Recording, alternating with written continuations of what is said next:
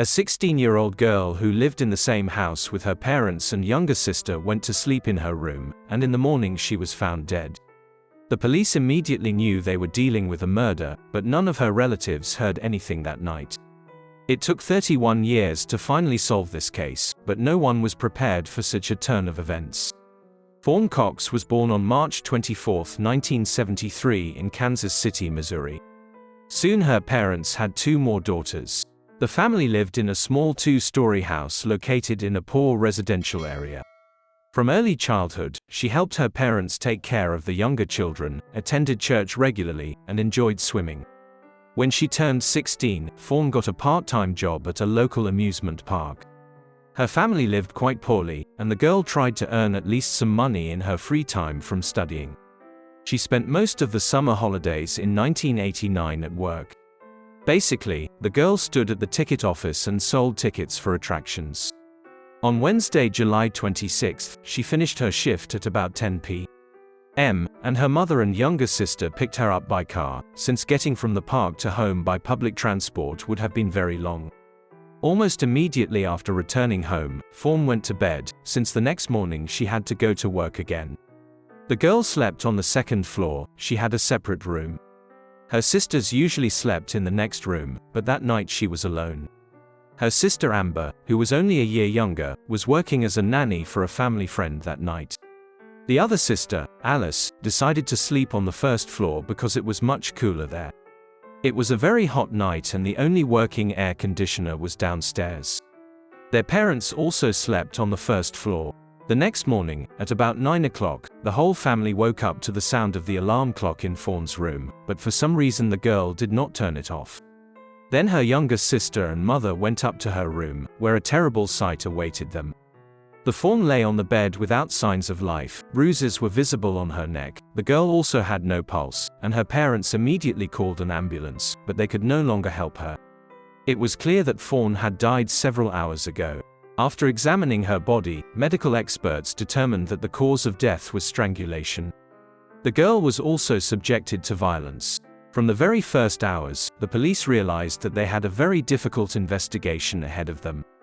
Despite the fact that Fawn was killed right in her room in a small house with very poor soundproofing, her parents and sister heard absolutely nothing. However, there was an explanation for this. The air conditioner on the first floor was old and very loud, drowning out any other noise in the house. The only strange thing that night was noticed by Sister Fawn. Their poodle behaved anxiously and barked, but this was not given much importance. This behavior was attributed to the fact that the dog was pregnant. After examining the crime scene, the police made several important discoveries. According to them, the attacker or a group of criminals entered the house through a second-floor window overlooking the backyard. An old trailer was parked near the house, from which one could easily climb onto the canopy of the extension, located almost at the same level as the window. The window itself was left open, since there was no air conditioning on the second floor, and we had to somehow fight the heat. In Fawn's room, the experts found the first important clues: a few short hairs, small blood stains and traces of semen on the sheet from her bed. All this was sent to the laboratory for analysis. In addition, several items were missing from the house, including a radio, a Nintendo game console and a stereo tape recorder. Several other items were found on the ground in front of the house. It looked like the burglar had thrown them out the window to take them with him, but for some reason left them there. Detectives also discovered that various items had been removed from a closet in an adjacent room on the second floor. In their opinion, the criminal was hiding in that closet, waiting for all the residents of the house to fall asleep. Usually the Fawn sisters slept in this room, but not that night. For this reason no one noticed the things on display. The police managed to discover another strange piece of evidence. An old army cap was found in Fawn's room. All of her relatives said that they had never seen this item on the girl, so detectives admitted that the killer could have forgotten the cap at the crime scene. Despite an impressive array of evidence, the police were unable to quickly identify the suspects. The problem is that in 1989, DNA testing was quite poorly developed, and there were no common genetic databases then. Detective Benjamin Caldwell, who worked on the case, put forward the main version of what happened. In his opinion, there could indeed be several attackers, and they should have known this house well. Not only did they know how to get to the second floor through the backyard in pitch darkness, but they also had to know the layout of the rooms. The next step for the police was to search for witnesses. They interviewed Fawn's neighbors, friends and relatives, but all this did not bring any results. The detectives had one significant problem: the area in which this house was located was very poor and criminal. Various criminal groups operated in it, and it was quite difficult to bring their participants to justice. A month after the murder of Fawn, the case finally moved forward. The police had a witness who pointed to 3 suspects. This witness knew a number of important details that the police never made public, so his story was taken seriously. These suspects turned out to be 3 teenagers, one of whom studied with Fawn in the same class. They were arrested and interrogated, but the boys denied any involvement in the murder. During a search in the house of one of them, police discovered items stolen from the victim's room. This was enough to charge all 3 with murder. But even here the detectives were disappointed. First, the witness suddenly retracted his statement and stopped cooperating with the police. Secondly, DNA analysis of hair, blood and semen found at the crime scene did not show a clear match with the samples of the suspects. In those years, experts could not yet establish an exact match between the samples, and the tests showed controversial results. In other words, the analysis could not confirm either a complete match or a guaranteed mismatch.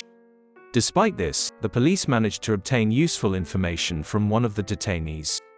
During one of the interrogations, he admitted that night he actually broke into Fawn's house in the company of other guys and stole several things. He described how he made his way to the second floor along the canopy and even revealed unknown details. According to him, when he threw the tape recorder out of the window, its handle fell off. The guy hid it under a bush nearby, and the police actually found this item in that very place. But the young man quickly retracted his words and no longer cooperated with the investigation, which is why his confession could not be used in court. In view of all this, the police had to release these people, and the investigation again reached a dead end. Most likely, the witnesses were simply intimidated, but without their testimony in court, the case had practically no chance. What is known is that one of them spent 8 months in prison for stealing items from Fawn's house. Since then, things have been going on for a long time. The police only reopened the investigation in the early 2000s, and the first thing they did was upload DNA samples from the crime scene into the CADIS database. It was created several years earlier and contained DNA samples from people convicted of serious crimes. Unfortunately, no matches to Fawn's killer were found.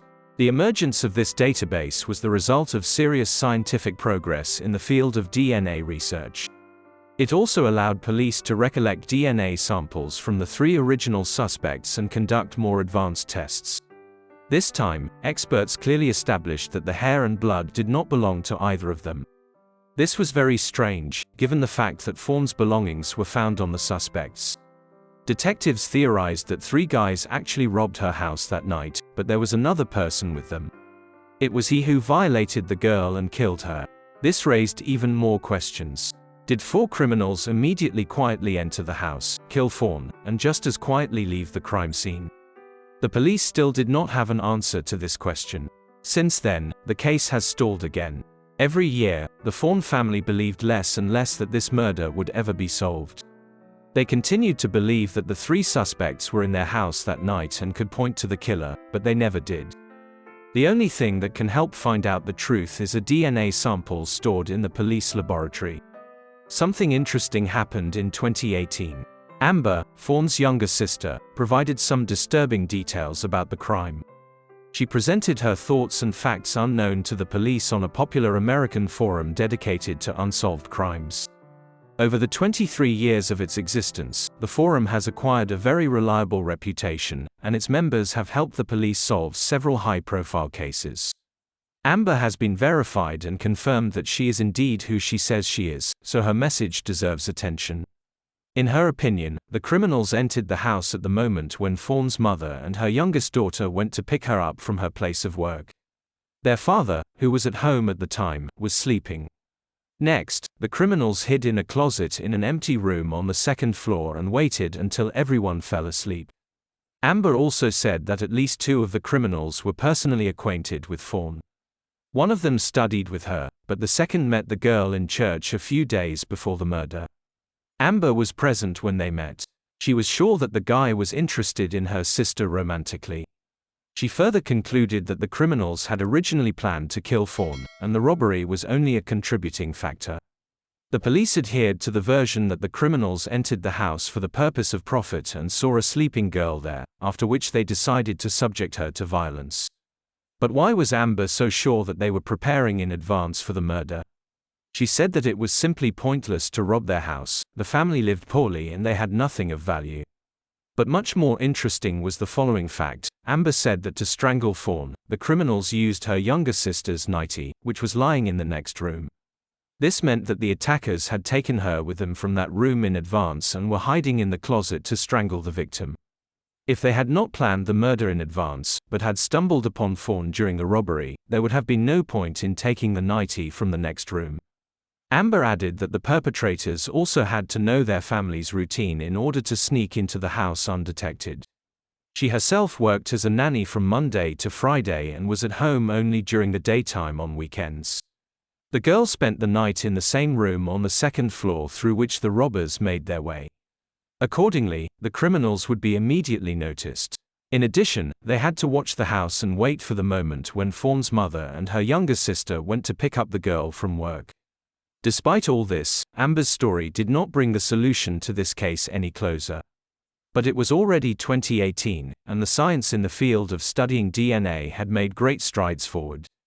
Dozens, or even hundreds of long-forgotten cases have been solved thanks to new analysis tools. Fawn's relatives saw all this and were indignant. Why are the police in no hurry to resume the murder investigation? They constantly communicated with detectives on this case, and each time they received the same answer: extensive study of DNA samples costs money, and the police have dozens of such cases. For this reason, relatives could only wait for their turn to come and funding to arrive. But they decided to take the initiative into their own hands and launched a fundraiser in 2019. The family wanted to cover the full cost of studying the DNA samples, and also offered a reward of $10,000 for any information leading to the capture of the criminal. Due to the fact that this case was actively covered in the media and relatives gave numerous interviews, many concerned people responded to requests for help. The family quickly collected the necessary amount, but even here they were disappointed. The police department refused to initiate this research at the expense of the victims' relatives.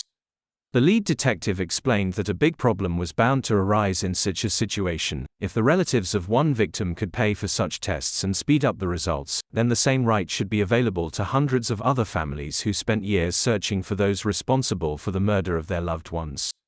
But it is simply impossible to implement this in practice, since innovative DNA research is carried out by only a few laboratories in the world, and with such a simultaneous influx of people wanting to do it, there simply won't be enough resources. The leading company in this area is Parabon Nanolabs, which we have already mentioned several times in other videos. They have made enormous progress in the study of DNA, from searching for a person's relatives using the smallest genetic samples to creating an approximate portrait of the owner of the DNA. It was this laboratory that was supposed to study the samples left in Fawn's bedroom on the night of the murder. The girl's relatives believed that the police were in no hurry to take up the case for another reason. They were a poor family from a bad area, and murders there were not a priority for investigators. In an interview, Sister Fawn said that if we were talking about the murder of family members of rich or high-ranking people, all the necessary research would be carried out instantly. Unfortunately, they were never able to speed up this process, and only towards the end of 2020 did the long-awaited breakthrough happen, but the family was not ready for such a truth.